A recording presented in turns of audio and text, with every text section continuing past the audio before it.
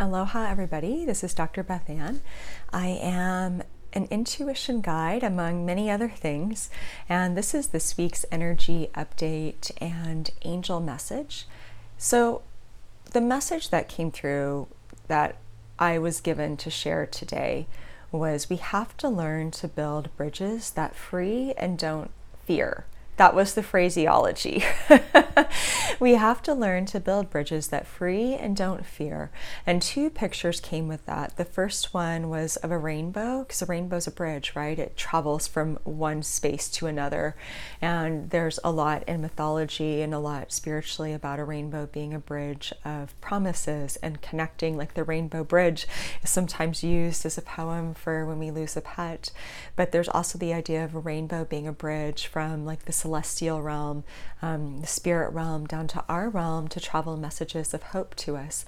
That would be a bridge that frees. And then the second image that came to mind was like of a rickety bridge that you're building with like old rusty materials, and instead of using like an upgraded hammer, you've got one that's like hardly working, or you're like, and the nails are kind of bent, and you're like piecing together this bridge that is not supportive and that is not going to structure you in ways that you need to get across it. And that's really the energy that we're working with right now, and the energy that we're working with in 2020 is what kind of bridges are we building to continue to travel us forwards.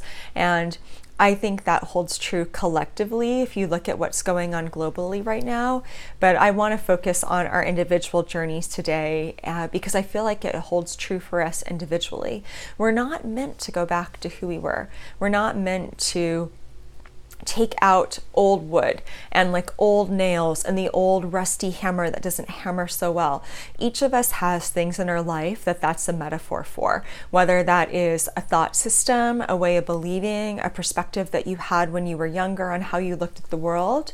For some of us, that could be something tangible. It could be a relationship that you've been trying to leave and you keep falling like back into it, but you know that it's not going to move you forward. It could be toxic friendships. It could be something career related, or where you live, that is sort of your own reflection on like, what are my old tools and sort of rotting boards and things that no longer support me, and am I still trying to use any of those to do life and to move myself forward in life? And if so, is it really serving me? Fear is a really good example, and I can give, I'll just give a really relevant example for myself. I have an event coming up in Alaska in February, and I'm really excited about it, but an old structure that I have worked really hard to shift inside of me was fear of being seen. It's comfortable to sit here in my office on a video that I'm going to later post. That was a big deal when I first started posting on YouTube. But, you know, it's easy now. I'm not in front of a live audience. To actually be in front of a live audience and to speak, that was really scary for me. And I used to hold back on some of my gifts. I held back on my angelic communication. I held back on some of my spiritual beliefs. I held myself back because I was afraid of fear of judgment, fear of being seen.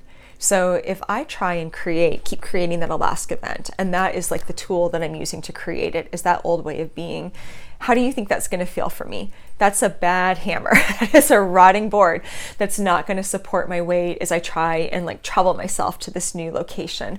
I need to build a bridge that frees me.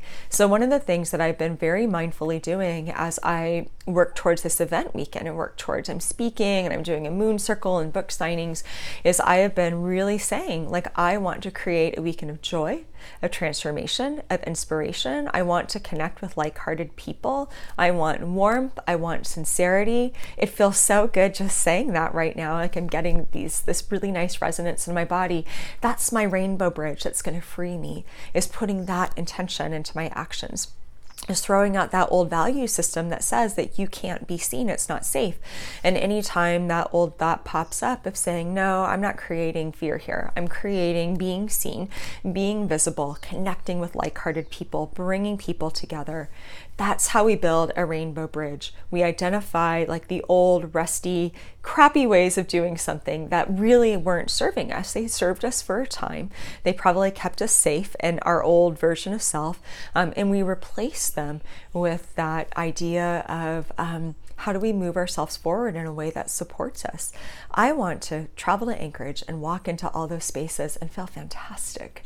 I don't want self-doubt there as a companion. I want like self-love and self-respect and self-trust. So my exhortation for you for this week is to maybe just do a little bit of inner work and maybe make a list. What were you using with the old bridge that no longer supports you?